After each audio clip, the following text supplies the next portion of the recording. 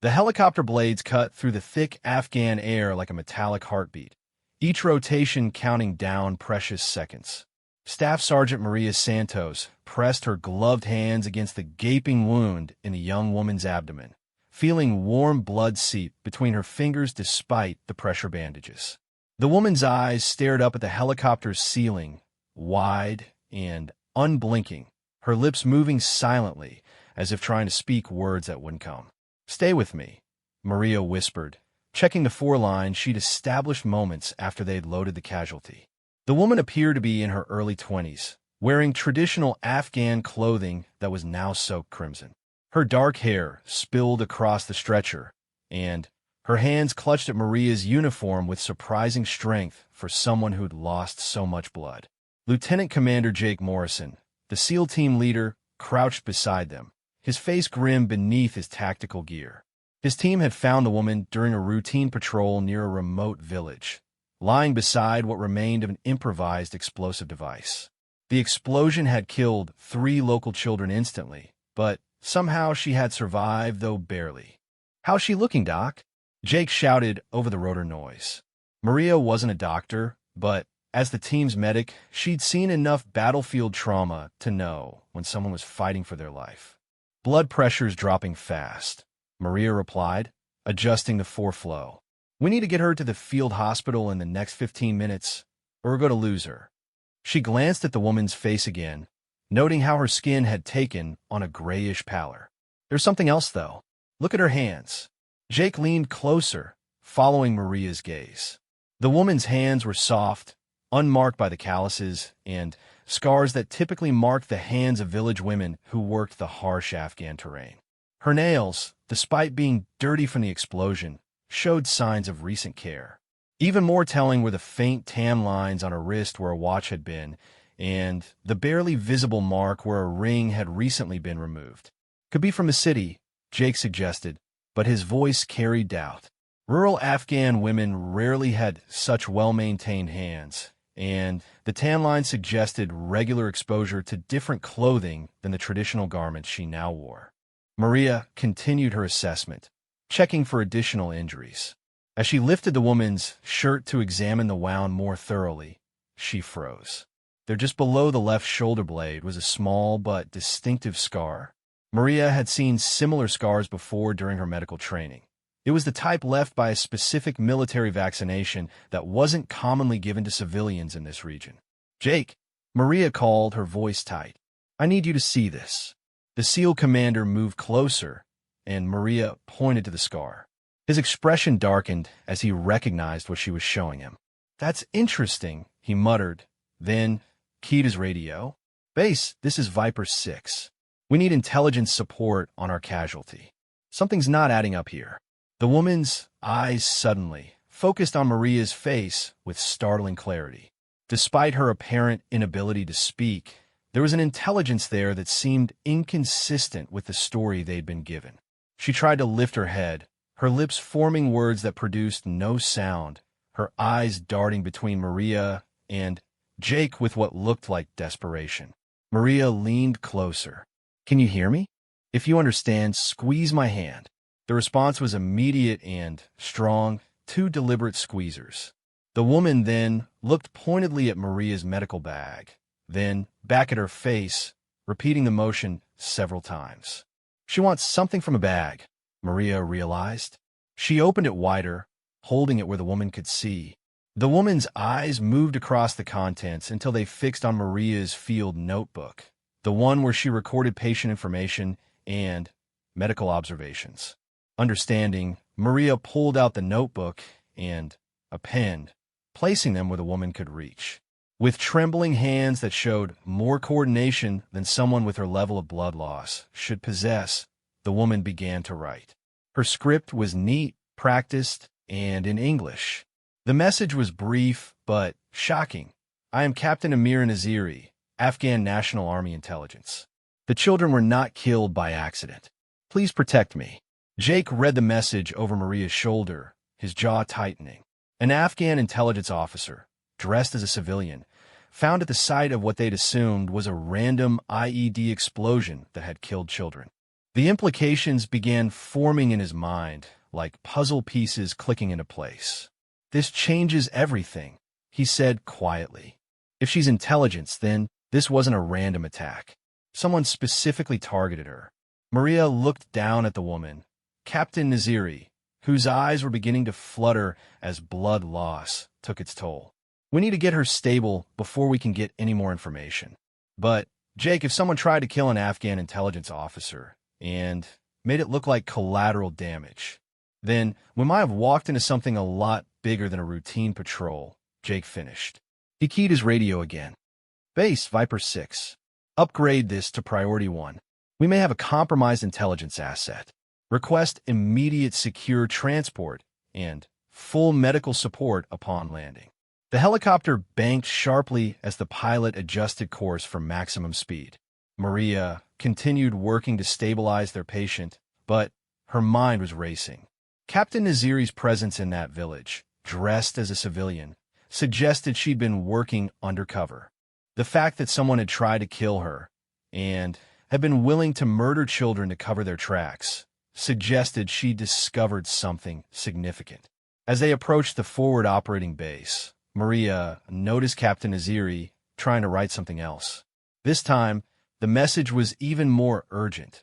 "Trust no one at base. Inside help." The word sent a chill through both Maria and Jake. If there was a mole at their base, then bringing Captain Naziri there might be delivering her directly into the hands of whoever had tried to kill her. Jake immediately began calculating alternatives, other medical facilities, secure locations, anyone they could trust.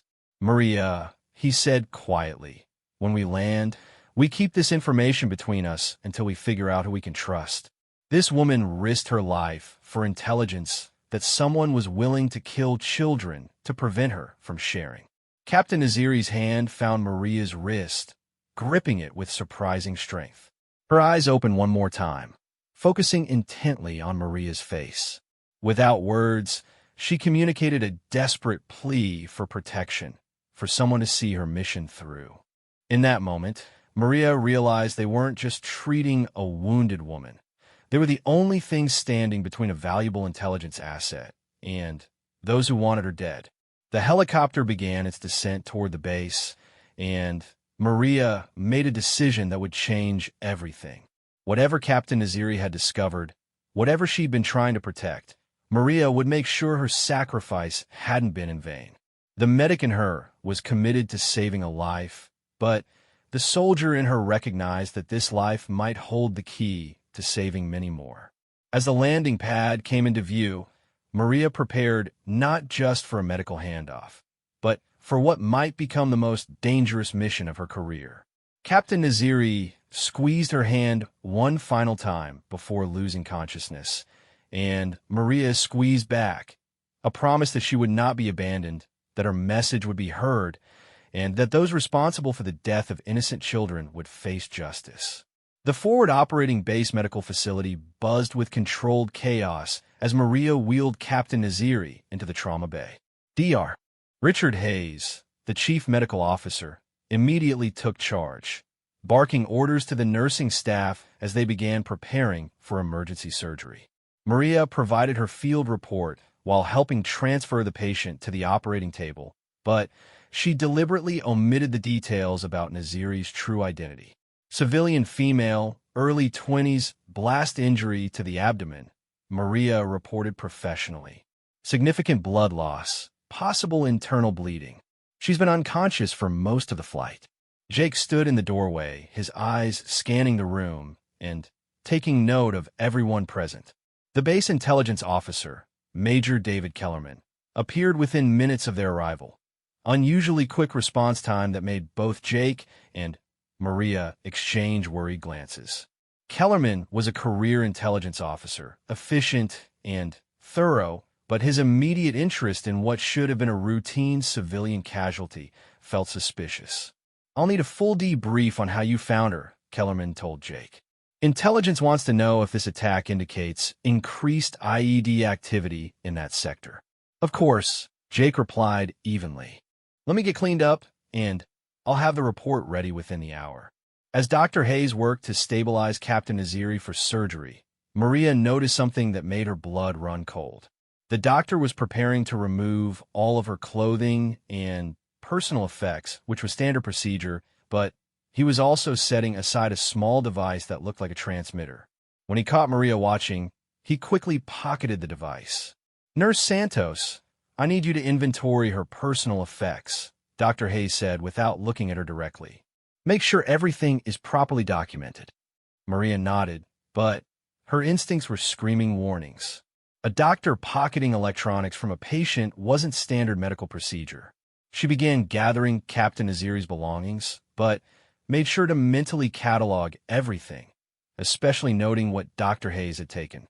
Meanwhile, Captain Naziri began showing signs of consciousness as the medical team prepared her for surgery. Her eyes opened and immediately found Maria's face across the room. Even sedated, there was an urgency in her gaze that Maria couldn't ignore. The captain's hand moved slightly, making a gesture that looked random to anyone else, but Maria recognized it as sign language, something she'd learned during a previous deployment with a deaf teammate. The sign was clear: danger here. Maria's heart rate spiked, but she maintained her professional composure. She moved closer to the operating table under the pretense of checking the 4 lines. Captain Naziri managed one more sign: Hayes. Then, her eyes closed as the anesthesia took effect. Dr. Hayes looked up at Maria with what seemed like irritation. "Nurse Santos, I need you to step out now. This is a complex surgery, and I can't have unnecessary personnel in the operating room." "Of course, doctor," Maria replied, but as she turned to leave, she palmed Captain Naziri's field notebook that had fallen from her clothing. Something told her it contained information that couldn't fall into the wrong hands. Outside the operating room, Jake was waiting. Maria approached him casually, pretending to review medical charts while she quietly filled him in on what she'd observed. Jake's expression remained neutral, but she could see the wheels turning in his mind. "We need to get word to someone higher up the chain," Maria whispered. "But we don't know how deep this goes." Jake nodded almost imperceptibly. "I have an idea, but it's going to require some creative thinking. Can you get access to her medical records without raising suspicion?" "I'm the attending nurse. It's my job to monitor her condition," Maria confirmed. Over the next few hours, they developed a careful plan. Maria would maintain normal medical care while secretly documenting everything unusual about Captain Naziri's treatment.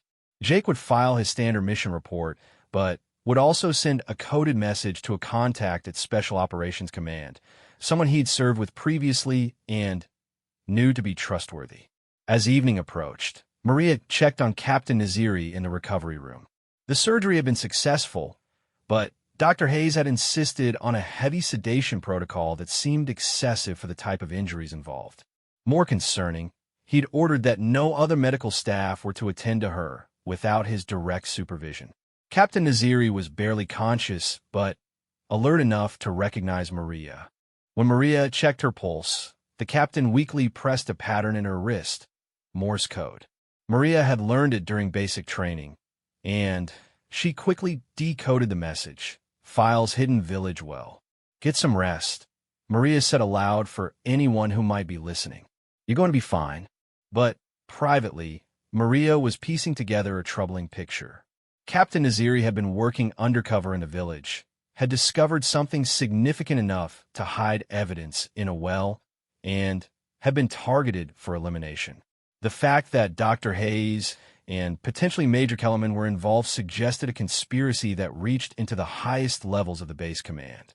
Late that night, Maria was reviewing medical charts when she noticed Dr. Hayes entering the recovery room outside of normal visiting hours. She quietly followed and positioned herself where she could observe without being seen. Hayes was adjusting Captain Naziri's 4, adding something to the drip that wasn't part of her prescribed treatment. Maria's medical training kicked in immediately. Whatever Hayes was adding could be anything from a truth serum to poison. She had to act, but she also had to be smart about it. Confronting him directly would likely get them both killed. Instead, she waited until Hayes left, then quickly entered the recovery room and changed Captain Naziri's 4 bag, replacing it with a fresh one, and preserving the contaminated bag as evidence. She also administered a mild stimulant that would help counteract whatever Hayes had given her. Captain Naziri's eyes opened within minutes, clearer than they'd been since the surgery. She looked at Maria with gratitude and managed to whisper, "Thank you. What did you find in the village?" Maria asked quietly, knowing they might only have minutes before Hayes returned. "Arms dealing," Captain Naziri whispered. "American weapons being sold to Taliban. Hayes and Kellerman, part of network. Evidence in coordinates in my notebook." Maria's mind raced. An arms-dealing operation using American weapons would be worth millions and would explain why they were willing to kill children to cover their tracks. It also explained why Captain Naziri had been targeted. As an Afghan intelligence officer, she would have been perfectly positioned to discover such an operation. "How many others are involved?" Maria asked. "Don't know. Hayes mentioned meeting tomorrow night. Shipment coming through." Captain Naziri's voice was getting stronger as the stimulant took effect. "You have to stop it." Before Maria could ask more questions, she heard footsteps in the corridor. She quickly checked Captain Naziri's vital signs and made notes on her chart as if she'd been doing routine medical checks. Dr. Hayes entered with Major Kellerman. "How's our patient?" "Nurse Santos." "Stable and improving," Maria replied professionally. The surgery was successful. No signs of infection or complications. "Excellent," Kellerman said, but his eyes were studying Captain Naziri's face. "Has she said anything? Mentioned family we should contact?" "She hasn't spoken." Maria lied smoothly, still heavily sedated from the surgery. After they left, Maria knew time was running out. Hayes would likely try again to either extract information from Captain Naziri or eliminate her entirely. She had to get word to Jake and figure out how to protect their patient while gathering enough evidence to expose the arms-dealing operation. The next morning brought new challenges. Dr. Hayes announced that Captain Naziri needed to be transferred to a larger medical facility in Kabul, claiming she needed specialized care that wasn't available at the forward operating base. Maria knew this was likely a death sentence. Once Captain Naziri left the base, she would disappear forever. "The transport is arranged for this evening," Hayes informed Maria. "Make sure she's prepared for travel." Maria nodded, but she was already formulating a desperate plan. She found Jake during his afternoon briefing and managed to pass him a note indicating they needed to meet urgently. When they finally connected in a secure location, Maria filled him in on everything she'd learned. "An arms-dealing operation," Jake repeated grimly. "That explains a lot. I've been noticing unusual supply requests and helicopter flights that don't match any official missions. They're planning to move her tonight," Maria said. "Once she's off this base, she's dead." Jake was quiet for a long moment. Then his expression hardened with resolve. "Not if we move first. I have an idea, but it's going to require some risk. Are you prepared to put your career on the line to save her life and stop this operation?" Maria thought about the 3 dead children, about Captain Naziri's desperate courage in trying to expose the truth about the American weapons being sold to kill American soldiers. "What do you need me to do?" Jake's plan was audacious and dangerous, but it was their only chance to save Captain Naziri and expose the arms-dealing network. At 1800 hours, just before the scheduled transport, Maria would simulate a medical emergency requiring immediate surgery. This would delay the transfer and give them time to implement the second phase of their plan. Maria spent the afternoon carefully preparing. She gathered medical supplies that could simulate various emergency conditions and position them strategically around the recovery room. She also used her access to the medical computer system to send an encrypted message to Jake's contact at Special Operations Command, including copies of Captain Naziri's notebook pages and the contaminated 4-bag analysis she'd managed to conduct in the lab. At 1730 hours, Dr. Hayes arrived to prepare Captain Naziri for transport. Maria was ready. "Doctor, I'm seeing some concerning readings on her monitors," Maria announced with practiced urgency. Her blood pressure is dropping rapidly, and she's showing signs of internal bleeding. Hayes frowned and checked the monitors himself. Maria had carefully adjusted them to show the exact symptoms she described. "This doesn't make sense," he muttered. "The surgery was successful. Sometimes delayed complications can occur," Maria said, knowing that Hayes' medical knowledge, while substantial, wasn't specialized in trauma surgery. "We should call in Dr. Patterson for a second opinion." Dr. Patterson was the base's trauma specialist, and, more importantly, someone Jake had identified as trustworthy. Hayes clearly didn't want another doctor involved, but the medical readings Maria had fabricated were serious enough that ignoring them would be obviously negligent. "Fine," Hayes said reluctantly, "but the transport cannot be delayed indefinitely. If she's not stable by 2,000 hours, we'll have to risk the transfer anyway." While they waited for Dr. Patterson, Maria noticed Captain Naziri was more alert than she was pretending to be. Their eyes met briefly, and Captain Naziri gave an almost imperceptible nod, understanding that Maria was buying them time. Dr. Patterson arrived within minutes, and his examination was thorough and professional. As a trauma specialist, he immediately recognized that Maria's described symptoms didn't match what he was seeing, but he also caught the subtle signals Maria was giving him. Patterson had served in combat zones long enough to recognize when something wasn't what it appeared to be. "I need to run some additional tests," Patterson announced. "This patient shouldn't be moved until we determine what's causing these irregular readings." Hayes argued, but Patterson outranked him medically, and the readings Maria had produced were compelling enough that overruling him would have required explanations Hayes couldn't provide. Reluctantly, Hayes agreed to delay the transport by 2 hours. As soon as Hayes left the room, Patterson turned to Maria. "What's really going on here?" Maria made a quick decision to trust him. "Dr. Patterson, this patient is an Afghan intelligence officer who uncovered an arms dealing operation. Dr. Hayes and Major Kellerman are involved, and they're trying to eliminate her." Patterson's expression grew grave. "That's a serious accusation, Nurse Santos. Do you have proof?" Maria showed him the contaminated 4-bag and explained what she'd observed. Patterson examined the bag and ran a quick analysis. His face darkened when he saw the results. "This is a powerful sedative cocktail," he said quietly. "In the dosage that was prepared, it would have likely caused permanent memory loss or death. Someone definitely tried to silence this patient." While Patterson was examining the evidence, Jake arrived with 3 other SEAL team members he trusted completely. They positioned themselves strategically around the medical facility, ready to intercept anyone who tried to remove Captain Naziri. "The arms deal is happening tonight," Jake informed them quietly. "My contact at Special Operations Command confirmed that there's been an investigation into missing weapons inventory. They've been tracking shipments that match what Captain Naziri described." Captain Naziri, who had been listening carefully, managed to speak in a stronger voice. "The Village Well. Coordinates 34.8607 north, 67.2943 east. Documents and photographs hidden there. Enough evidence to expose entire network."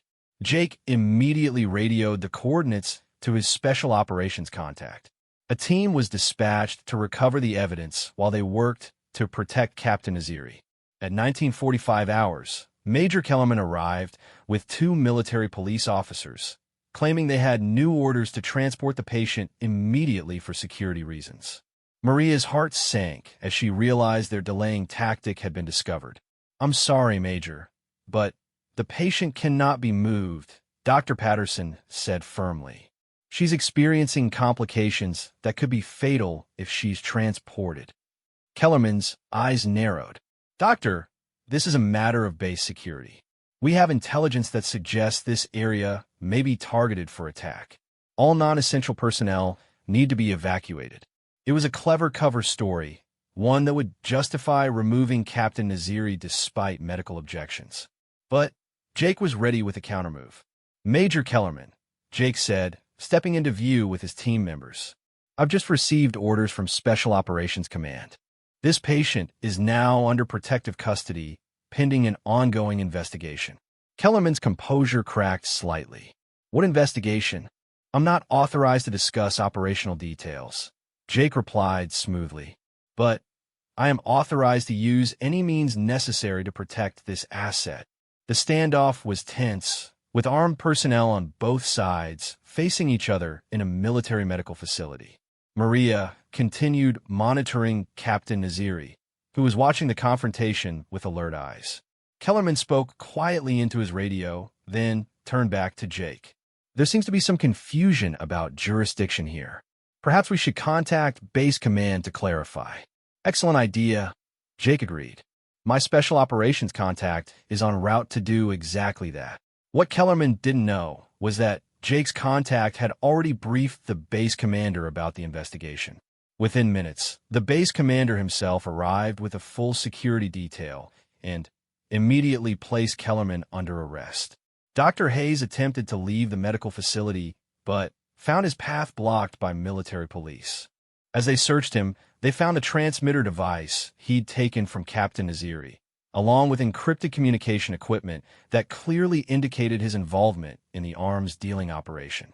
The evidence from the village, provided the final pieces of the puzzle. Captain Naziri had documented months of careful surveillance, photographing meetings between American personnel and Taliban intermediaries, recording serial numbers of weapons being transferred, and tracking financial transactions that revealed the scope of the operation. The arms dealing network had been using humanitarian medical transports to move weapons, hiding them in medical supply shipments that weren't subject to the same level of inspection. They'd established relationships with Taliban commanders who were willing to pay premium prices for American military-grade equipment. Captain Naziri had discovered the operation while investigating attacks on Afghan National Army units that had been unusually effective. The weapons being used against Afghan forces were too sophisticated and too new to have been captured in normal combat operations. Her investigation had led her to the village where the arms transfers were taking place. The IED that had nearly killed her and had killed 3 children had been detonated when she was discovered photographing a weapons cache. The explosion was meant to kill her and destroy the evidence, but she had survived long enough to hide the crucial documents before collapsing. As the investigation unfolded over the following days, the full scope of the conspiracy became clear.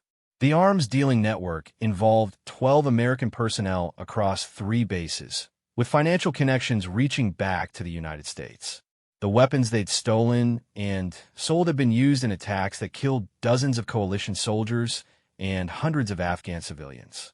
Captain Naziri spent 2 weeks recovering under heavy protection. During this time, she worked closely with investigators to identify all the network participants and trace the money trail.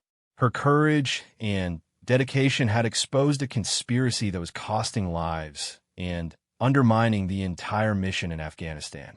Maria was commended for her quick thinking and medical professionalism under extreme circumstances. Her decision to trust her instincts and protect her patient had been instrumental in stopping the arms dealing operation. She'd proven that sometimes the most important battles aren't fought with weapons, but with courage, compassion, and an unwavering commitment to doing what's right. Dr. Patterson was promoted to Chief Medical Officer, replacing Dr. Hayes, who faced court-martial for conspiracy, attempted murder, and treason. The medical facility implemented new security protocols to prevent similar infiltration in the future. For Maria, the experience reinforced why she'd become a medic in the first place. Her job wasn't just to treat injuries and save lives in the immediate sense. It was to be a guardian for those who couldn't protect themselves, to see beyond the obvious, and to act with both skill and courage when lives hung in the balance. Captain Naziri's recovery was slow but complete. The bond between her and Maria had been forged in those desperate hours when trust was the only thing standing between life and death. They'd proven that sometimes the most powerful weapon against evil is simply the refusal to look away, the determination to act when action is needed, and the courage to protect those who risk everything to reveal the truth. 6 months after the arms dealing network was exposed and dismantled, Maria found herself back in the United States, testifying before a Senate Armed Services Committee investigating military contracting corruption. The hearing room was packed with media, military officials, and families of soldiers who had been killed by weapons sold through the conspiracy. Captain Amira Naziri sat beside her at the witness table, no longer the wounded and wordless woman Maria had first encountered. Naziri was now fully recovered, decorated by both the Afghan and American governments for her courage, and serving as a liaison between Afghan intelligence and U.S. military investigators. Sergeant Santos, the committee chairman, began. Can you describe the moment when you realized your patient was not a civilian casualty? Maria thought back to that helicopter ride, remembering the feel of blood on her hands and the desperate intelligence in Captain Naziri's eyes. Senator, it wasn't any single moment. It was a series of small details that didn't fit the story we'd been given. The condition of her hands, the vaccination scar, her body language, her obvious education. As a medic, you learn to notice inconsistencies because they can mean the difference between life and death. And what convinced you to risk your career to protect her? Maria glanced at Captain Naziri, who nodded encouragingly. When I realized that someone at our own base was trying to kill a wounded woman in my care, my duty became clear. As a medic, my first obligation is to protect my patients. As a soldier, my duty is to protect innocent lives and stop those who would harm them. Senator Williams, a veteran himself, leaned forward. The investigation revealed that weapons sold through this network were used in attacks that killed 43 American service members and over 200 Afghan civilians. Captain Naziri, what motivated you to take such extreme risks to expose this conspiracy? Captain Naziri spoke with quiet conviction. Senator, I joined intelligence service because I believed that cooperation between our nations could bring peace to my country. When I discovered that some Americans were selling weapons that killed my people and yours, I knew that this betrayal of trust had to be stopped. The 3 children who died in that explosion were neighbors. I had watched them play in the village streets. Their deaths were not collateral damage. They were murdered to protect criminals. The committee questioned them for hours, but the most emotional moment came when Maria described finding Captain Naziri's hidden message about the inside threat at the base. The revelation that military personnel had been willing to murder children to protect their criminal enterprise had shocked even hardened senators. After the hearing, Maria and Captain Naziri walked together through the Capitol grounds. Their friendship had deepened during the months of investigation and recovery, built on a foundation of shared danger and mutual respect. Do you ever regret getting involved? Captain Naziri asked. Maria considered the question carefully. No, I think about those 3 children often, and I think about all the soldiers who died because of weapons that should have been protecting them instead of being sold to kill them. If we hadn't acted, how many more would have died?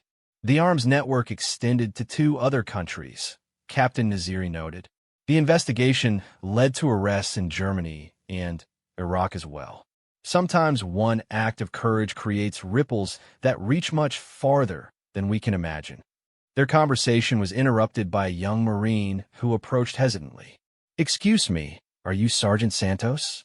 The medic from Afghanistan. Maria nodded, unsure what to expect. Ma'am, I wanted to thank you. My brother was killed in an IED attack last year. We just learned that the explosives came from the arms dealing network you helped expose. The FBI told our family that your actions led to arrests of people who were responsible for his death. The Marine's words hit Maria harder than any commendation or medal could have.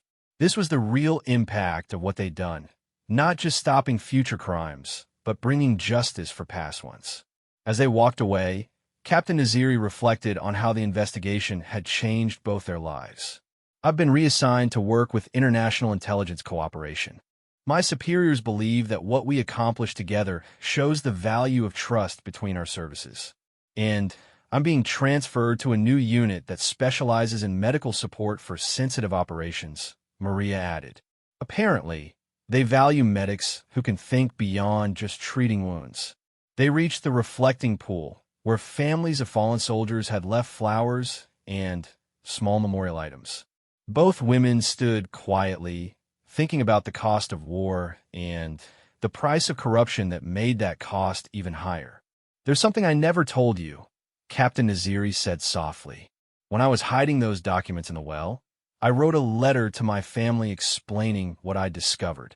I thought I was going to die, and I wanted them to know that I tried to stop something terrible." "What did you tell them?" "I told them that sometimes the most important thing you can do is trust the right person at the right moment. When I saw you in that helicopter, when I saw how you cared for a stranger you thought was just a wounded civilian, I knew you were someone who could be trusted with the truth." Maria felt the weight of that trust, understanding now how much Captain Naziri had risked in those desperate moments of communication. "I've learned something too," she said. "I used to think my job as a medic was just about treating injuries and stabilizing patients.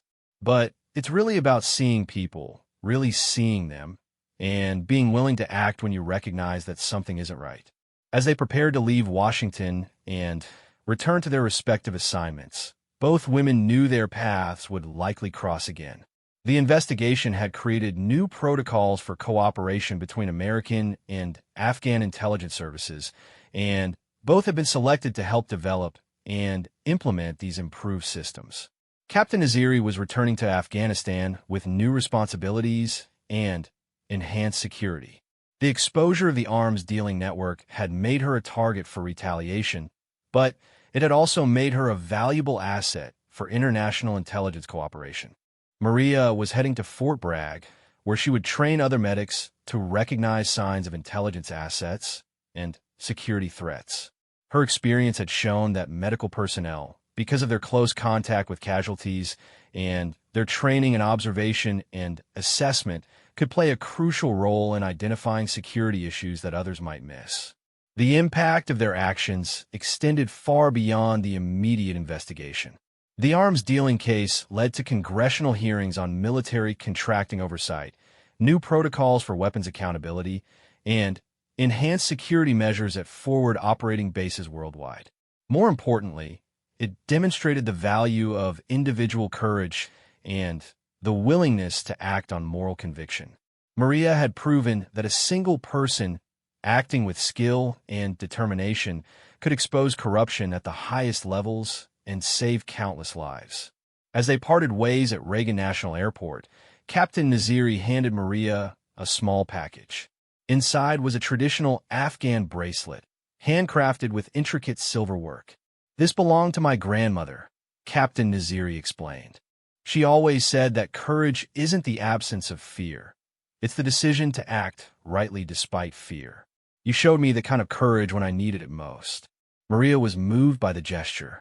"I'll treasure this, and I hope our paths cross again under better circumstances." "They will," Captain Naziri said with certainty. "The work we're doing now, building trust between our services, will prevent others from having to go through what we experienced. That's the real victory." As Maria's plane lifted off, heading back toward her new assignment and new challenges, she thought about the journey that had brought her to this point. She'd started as a combat medic focused on treating wounds and saving lives in the immediate moment. She'd learned that sometimes healing meant much more than medical treatment. Sometimes it meant fighting for justice, exposing corruption, and protecting those who risk everything to reveal the truth. The bracelet on her wrist caught the sunlight streaming through the airplane window, reminding her that courage, like friendship, could transcend cultural boundaries and survive the most dangerous circumstances. She'd learned that trust, once earned through shared danger and mutual sacrifice, created bonds that could change the world. In the months and years that followed, both women would continue their service, knowing that their actions had made a difference not just in their own lives, but in the lives of countless others who would never know their names.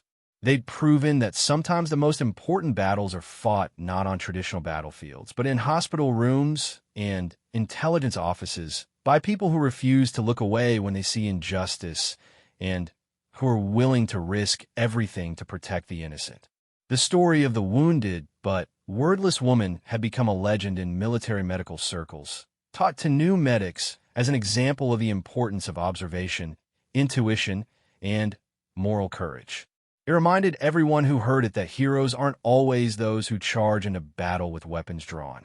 Sometimes they're the ones who see what others miss, who act when action is needed, and who never give up on protecting those who can't protect themselves.